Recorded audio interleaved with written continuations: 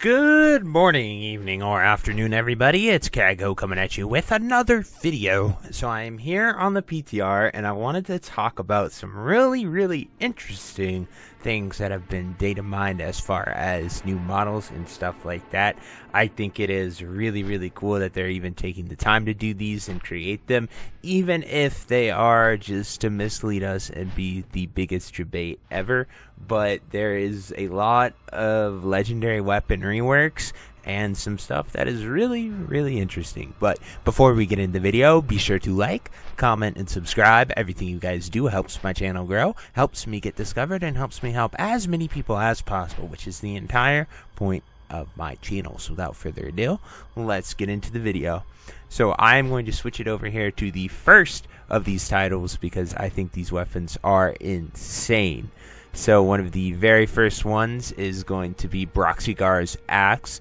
Now, Broxigar is essentially a really cool orc in the War of the Ancients. I think he was a time-traveling orc, and he got an empowered axe by Cenarius and Malfurion, and essentially he took this axe and he jumped through the Dark Portal during the War of the Ancients and was the first mortal to wound Sargeras. That's a little backstory on the axe.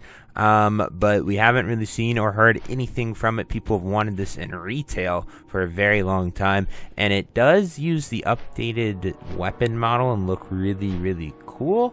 So that could be a little like question mark, like maybe you'll get it in a retail transmog for doing something in Classic. But if it is an actual legendary weapon that is going to be put into the game, it'll be really cool, especially since it has something to do related with the Emerald Dream or Emerald Nightmare stuff that took place in that story, I believe. So with incursions and having those portals be gateways to the Emerald Dream, there could be an Emerald Dream boss or something of that nature here in Season of Discovery, and this could be a drop from it. And that would be absolutely insane and really cool to see sort of a legendary axe make its way into Classic, because, you know, orcs love their axes, and what better legendary axe to use than the famous one that Broxigar used to attack Sargeras. Next, this one most likely a meme, but my god, they know what we want. So we have the Ashbringer placeholder quest item.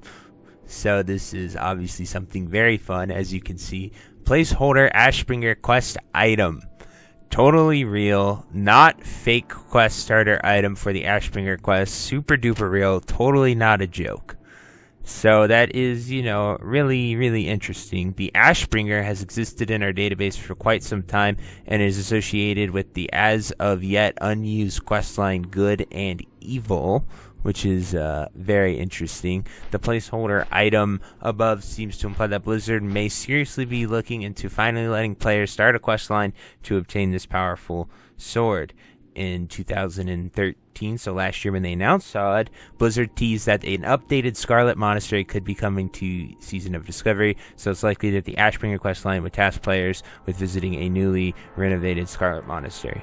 So obviously, whether they do Scarlet Citadel, whether they do something like that, then they also have this whole thing talking about the axe in the Ashbringer portion, but we already talked about that.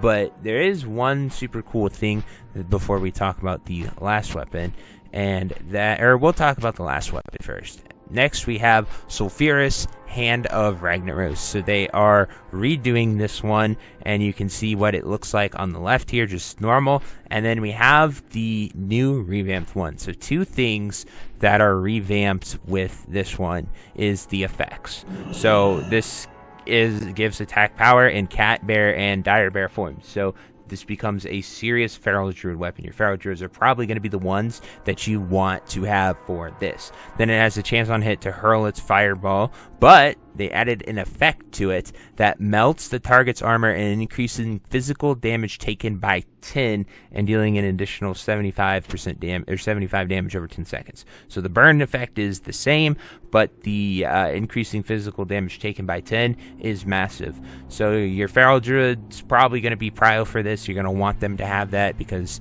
their weapons don't matter as much as everyone else's because it has a fat attack power on it. So in that raid slot, probably Feral Druid Prio. Human warriors could make the argument for it, of course, but, well, with the mace spec, I guess any warrior could make the argument for it.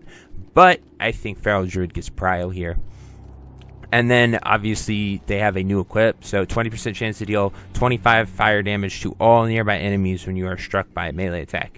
So, you know, maybe even your bear tank you could make the argument to give them the Sulfuras Hand of Ragnar's for the Thorns effect, because that can be really, really powerful. But this becomes a very high top end legendary, and it's just really awesome for druids with that updated model. But those are the 3 legendary weapons that we could see here in Season of Discovery. But I want to talk about the Ashbringer even more here, because there is something really interesting. So I flew all the way out here to Light's Hope Chapel, and I believe in Legion, I think this becomes the Paladin Order Hall underneath it. But even in Wrath of the Lich King, they talk about, with the whole Making a Death Knight scene, how this is the sacred ground that is used, and it's consecrated, and you shouldn't try to fight paladins on this ground for that reason. And so let's take a look here at the map, and as you can see, Tyr's Hand is right over here. So, you know, it's not too far from Light's Hope Chapel if, you know, you wanted to, dig a tunnel over there. And so it'd be really cool if there was, a catacomb section of a Scarlet Citadel raid in Tyr's Hand, where you can then go and cleanse the Ashbringer. And it'd be really cool if it comes out after Nax, so you can get the corrupted Ashbringer from Nax, and that's the prerequisite to start the quest for this raid. I think it would be absolutely amazing, and I think it would bring so many people to SoD to see that new classic content. But there's a lot there. Lore-wise, it works. Story-wise, it works. They've done a lot with Light's Hope Chapel and it being a holy sort of site for both priests and paladins. So it's just a really cool thing in the game that works both story-wise and functionality-wise, just for physical geographical location. So I just really hope that this isn't a meme and they make our dreams come true with an Ashbringer. But anyway, guys, that is it for these possible legendary weapons in Season of Discovery. Let me know what you guys think. They updated all the models, so that tells me maybe they're onto something, but it's pretty cool, and we'll just have to wait and see. But I'd love to hear what you guys have to say about that. But anyway, guys, I hope you enjoyed this video, and until next time, I'll see you later. Have a great day. Bye-bye. If you made it to the end of this video, thank you so much for watching. It truly means a lot to me. If you happen to find anyone that you know would also benefit from watching this video, please share it with them. It helps me out a ton and allows me to keep doing what I love every single day, and that is gaming and sort of helping people any way that I can.